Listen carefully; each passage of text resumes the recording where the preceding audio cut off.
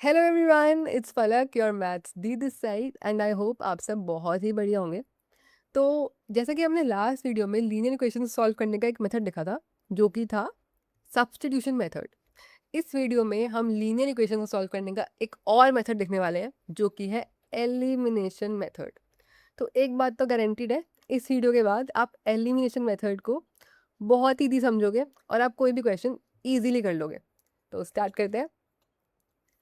तो हमारी पहला क्वेश्चन है ये। हमें दो इक्वेशंस हैं, दो ही वेरिएबल्स हैं एक्स और वाई, इन्हें सॉल्व करना है। तो करते हैं इसे सॉल्व।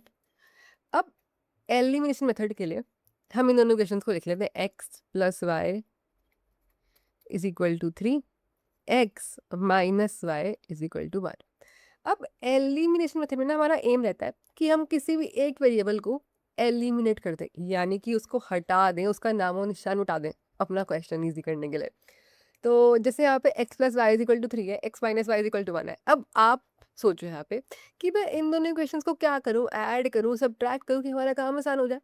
वैसे तो कुछ भी करेंगे जो आपका मन करे, बट मुझे लग रहा है इन दोनों इक्वेशंस को अगर मैं ऐड कर दूँ ऐसे लिखकर तो ज़्यादा ईजी रहेगा। ऐसा क्यों, देखते हैं। तो x प्लस एक्स को ऐड करेंगे तो आ जाएगा 2x, plus Y minus Y को ऐड करना ज़रा, प्लस वाई माइनस वाई, ये तो 0 हो जाएगा, और 3 प्लस 1 ये 4 हो जाएगा। तो कर दिया हमने y को एलिमिनेट, हटा ही दिया यहाँ से इसको। तो ये बचा 2x is equal to 4, x is equal to 4/2। Cut करते हैं, 2 1 ज़ा 2, 2 2 ज़ा 4, तो x की वैल्यू 2 आ गई। अब किसी में भी x को 2 पुट कर दो, मेरा मन है इसमें पुट करने का, आप ऊपर वाले में पुट कर सकते हो। तो x को 2 पुट करेंगे, y निकालेंगे, y एज इट इज। तो इस 1 को इधर ले आओ, इस y को उधर ले जाओ, तो 2 minus 1 is equal to y। तो y की वैल्यू आ जाएगी 1। x1 आ गया, सॉरी y1 आ गया, x2 आ गया। था ये काफ़ी आसान। तो एक बार ही पुट करके चेक कर लेते हैं जो हमने मेहनत की है वो सही भी करी है या नहीं।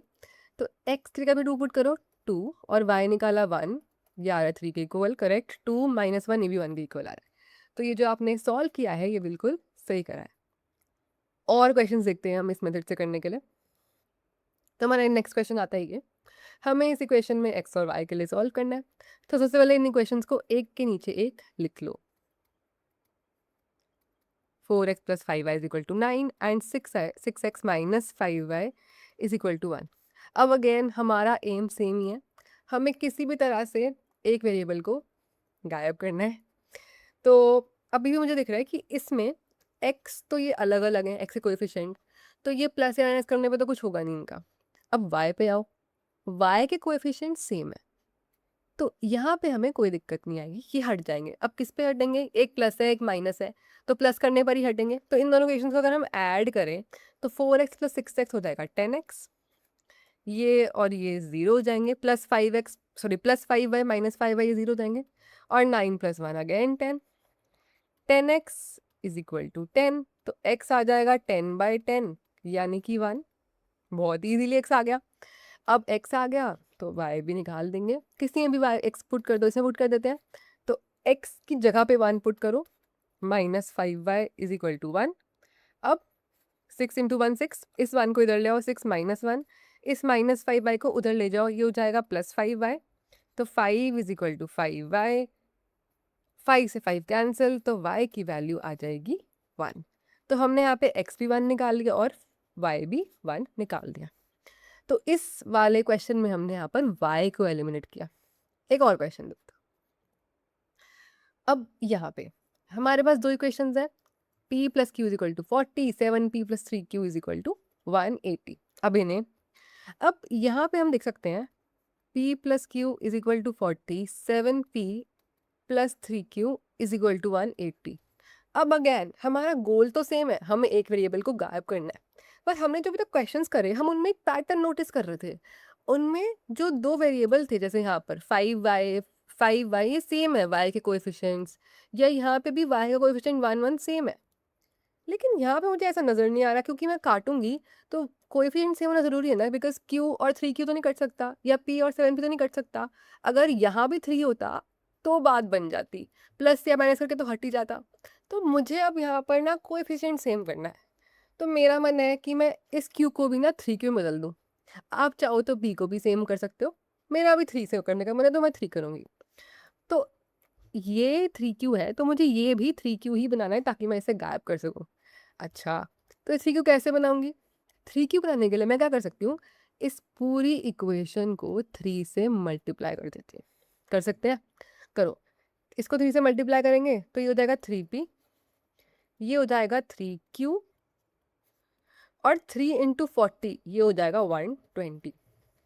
तो मैंने क्या किया, इस पूरी इक्वेशन को 3 से मल्टीप्लाई कर दिया। इससे ओवरऑल इक्वेशन में तो कोई फर्क नहीं पड़ेगा, बट हमारा काम आसान हो जाएगा। अब हमने इसको 3 से मल्टीप्लाई कर दिया तो हम क्लियरली देख पा रहे हैं कि मैंने इसे और इसे सेम बना लिया है। अब मेरा काम हो गया बहुत आसान। अब देखते हैं, अब यहाँ पर ये 3q है, ये भी प्लस 3q है। अगर मैं इस इक्वेशन को पूरा सब्ट्रैक्ट कर दूं तो ये प्लस और माइनस होकर हट जाएंगे और q हो जाएगा गायब। ये चाहते थे हम, अब करते हैं। तो हम यहाँ पे करेंगे माइनस इन दोनों इक्वेशंस को। तो अब माइनस करते हैं। अब माइनस में क्या होता है, साइन हो जाता है रिवर्स। 3p का साइन पॉजिटिव था ओरिजिनली, अब हम माइनस करते हैं तो इसका साइन माइनस हो जाएगा। अब यहाँ पे आओ, 3q का साइन अगेन ओरिजिनली क्या था, प्लस, अब क्या हो जाएगा माइनस।